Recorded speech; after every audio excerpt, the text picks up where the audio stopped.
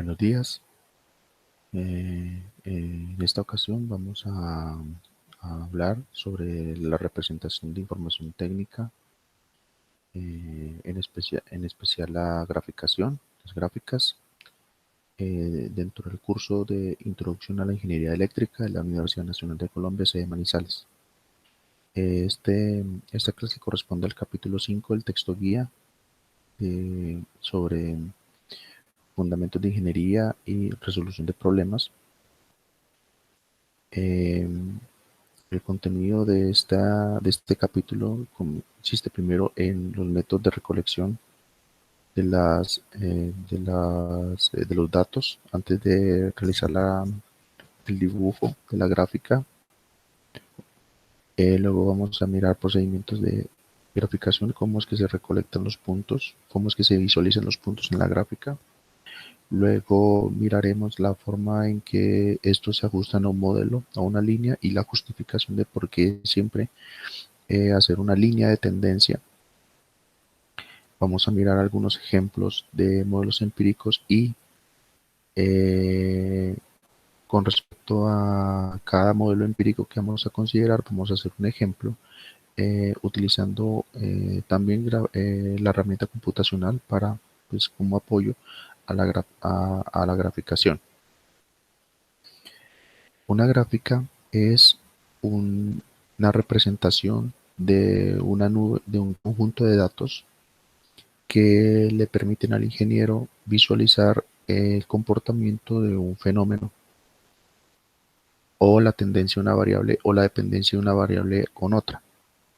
Normalmente se define bajo las condiciones de una sola variable dependiente, es decir, una función. Vamos a especificarla como y igual a f de x. Entonces, en ese caso, tendríamos la, una dependencia de una función. Vamos a denominarla aquí y, ¿sí? Y vamos a denominarla como la variable dependiente, es decir, que una dependencia con respecto a una variable independiente, y dentro de esos dos pues va a existir un comportamiento o una función. Entonces esa función me va a definir la forma en la cual esta variable dependiente tiene un cambio de acuerdo a la variable independiente. Normalmente la variable independiente es la que se encuentra en el eje X, ¿sí? Normalmente se expresa esa variable dentro de todos estos números que existen bajo esta condición. Y de la misma manera, la variable independiente nos está mostrando un marco de referencia, es decir, de acuerdo a el punto de referencia en que está el valor de x, pues yo considero cuál es la respuesta o la salida de la variable y con respecto a ella, ¿sí? Entonces también eso se denomina salidas contra entradas. Así, yo puedo establecer una graficación adecuada normalmente en una rejilla.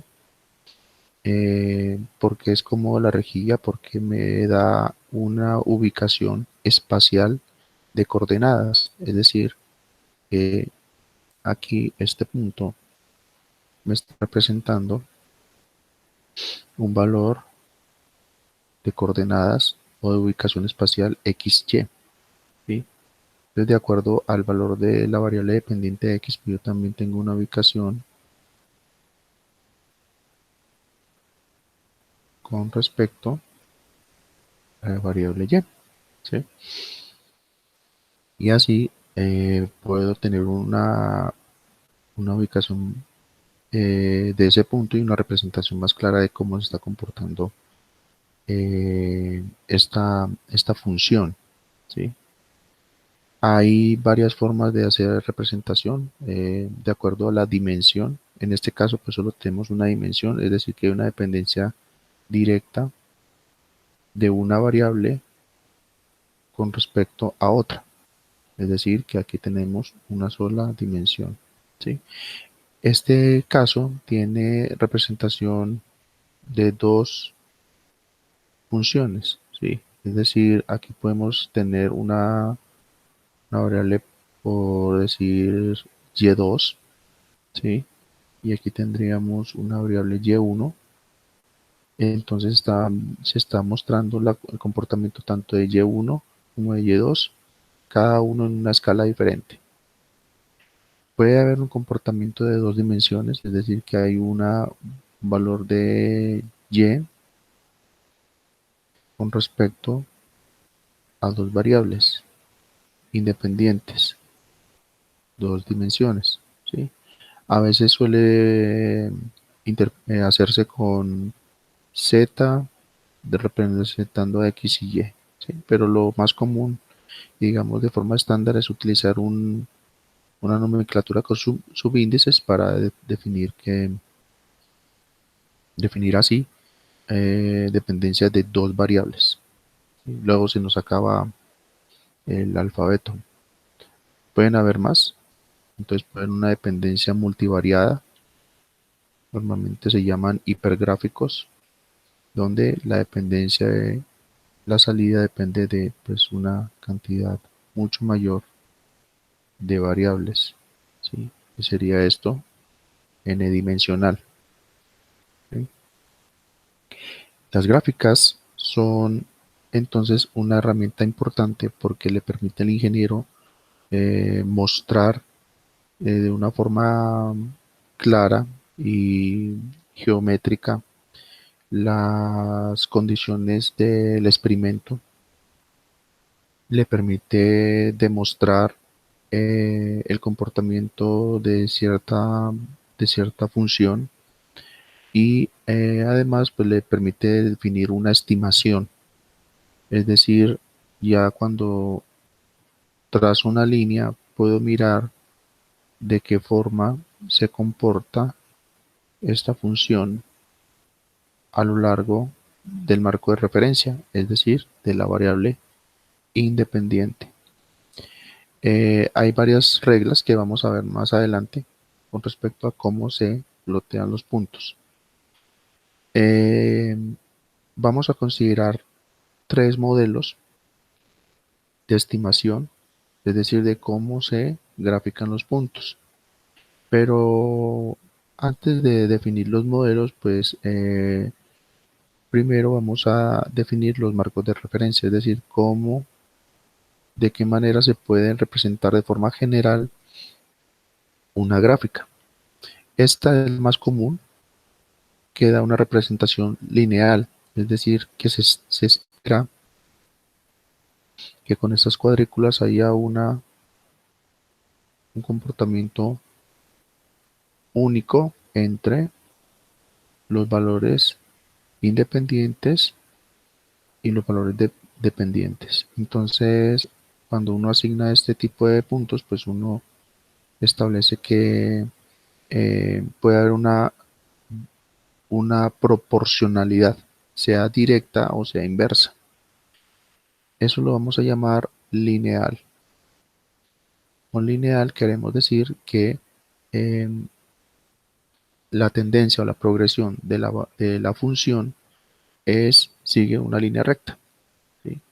O que la progresión, es decir, que lo que vamos a llamar la pendiente es constante para todo punto de observación. Entonces, si yo tengo entre este punto y este punto, calculo la pendiente, ya vamos a ver eso. Eh, en otro punto, la pendiente también va a ser igual. Entonces, esto se representa en un papel cuadriculado, lineal, ¿sí? Se consigue en cualquier tienda y pues mm, es muy general, muy normal utilizarlo, ¿sí? Hay dos tipos de escalas. que habitualmente se utilizan. Una es la escala espacial, que tiene que ver con los puntos de una variable, no importa qué cantidad sea, pero normalmente representa cantidades. Y la que comúnmente se aplica en ingeniería eléctrica es la variable temporal, es decir, que aquí no van a haber cantidades, sino tiempos. Entonces, esos tiempos pues, pueden ser segundos, minutos, ¿sí? Años y de ahí en adelante, ¿sí? Normalmente para representar la variación de un parámetro en el tiempo.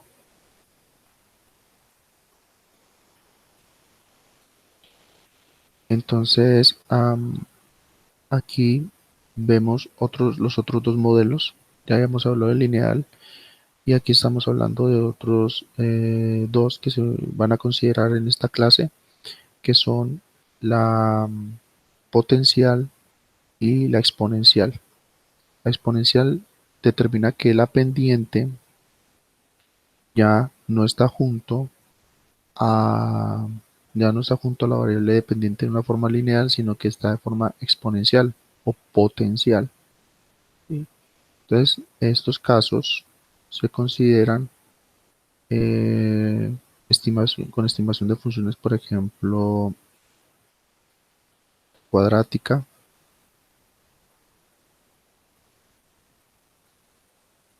o la cúbica, ¿sí? O funciones polinomiales, y así sucesivamente, ¿sí? Entonces, para ese tipo de funciones normalmente se utiliza una, un papel logarítmico. Es difícil de conseguir ya en esos momentos, pero ya les voy a brindar una herramienta para que puedan eh, imprimirlo, generarlo e imprimirlo y mediante los ejemplos pues vamos a visualizar eh, cómo es que se ponen los puntos en una escala em, logarítmica, ¿sí? Si ven que los puntos están ya no en una escala lineal, sino que están en una escala no lineal, es decir, si ustedes lo ven, cada escala corresponde a un valor diferente de pendiente, ¿sí? Esta corresponde a un valor de pendiente donde esta otra pendiente es diferente de la anterior, ¿sí? Eso corresponde, pues cuando vamos a graficar, nos damos cuenta que la pendiente en este punto es diferente a la pendiente en este otro punto, ¿sí? Entonces, debido a que a su comportamiento no lineal, pues la idea es que este papel, este tipo de rejilla, aplane la curva. Es decir, que si yo pongo los puntos en una escala lineal, pues me va a aparecer de esta forma como aparece acá. Pero si pongo estos mismos puntos en esta escala, se supone que yo voy a tener una línea o la aproximación a una línea recta, ¿sí? Lo mismo va a pasar cuando la función es exponencial. En este caso, la pendiente es, tanto la pendiente como los datos están dentro del exponente, ¿sí? Y ponen una función exponencial definida. No necesariamente es la función Euler, ¿sí? Puede ser, por ejemplo, B10 a la mx, a veces se utiliza, o en otros ámbitos, por ejemplo, en ingeniería electrónica, utilizan 2 a la mx, ¿sí? Ya pues dependiendo del marco de referencia, ¿sí? Pueden utilizar cualquiera de las tres bases, inclusive otras bases, pues que no vamos a considerar en esta clase. Entonces lo mismo, lo curioso de esta función es que ustedes pueden probar a cuánto equivale la derivada, pues que es el valor de la pendiente, la derivada de la función x de x, ¿sí? Cuando obtienen ese valor, se dan cuenta que los valores de estimación de las pendientes son tan pequeñas que uno puede definir que el mismo punto donde me da cuenta de cómo va a ser el comportamiento de aquí en adelante. Utilizamos el papel, en este caso utilizamos el papel semilogarítmico para aplanar este comportamiento, esta curva o estos datos. Entonces, si fuera en papel normal, o sea, en papel lineal, tendríamos esta curva que ven aquí. Pero si estos puntos los representamos en papel semilogarítmico, pues otra vez me va a aparecer supuestamente una línea recta. Entonces la idea en primera medida es que ustedes observen utilizando un papel lineal los puntos, ¿sí? Si los puntos en un papel lineal pues eh, les da una curva como esta o como esta, pues ya se dan cuenta que la función no es lineal y por lo tanto deben dibujarla para efectos de lo que vamos a mirar más adelante en papel logarítmico o en papel semi-logarítmico.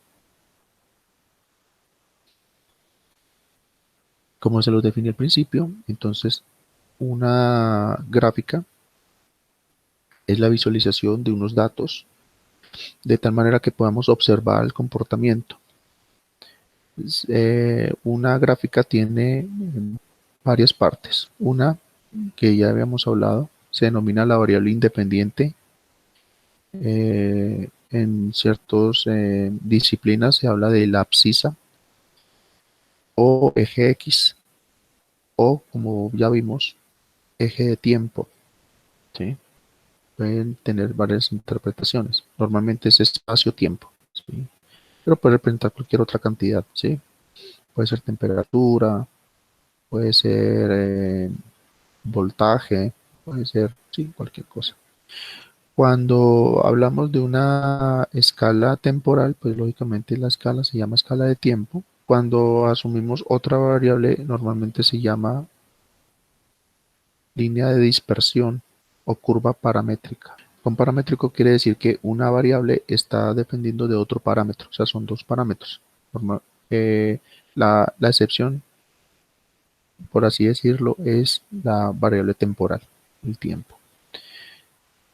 La dependencia entonces de alguna de estas variables en la abscisa se denomina ordenada o eje Y o variable dependiente, ¿sí? Que, como ya había explicado, pues define una dependencia o una función, ¿sí?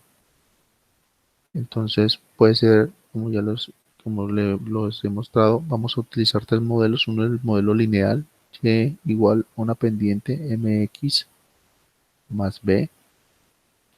La otra es potencial bx a la m. Y la otra es exponencial be a la mx, ¿sí? Entonces, de acuerdo a cómo usted ve los puntos, ya intuitivamente, ya solo observando, usted se da cuenta qué tipo de función es.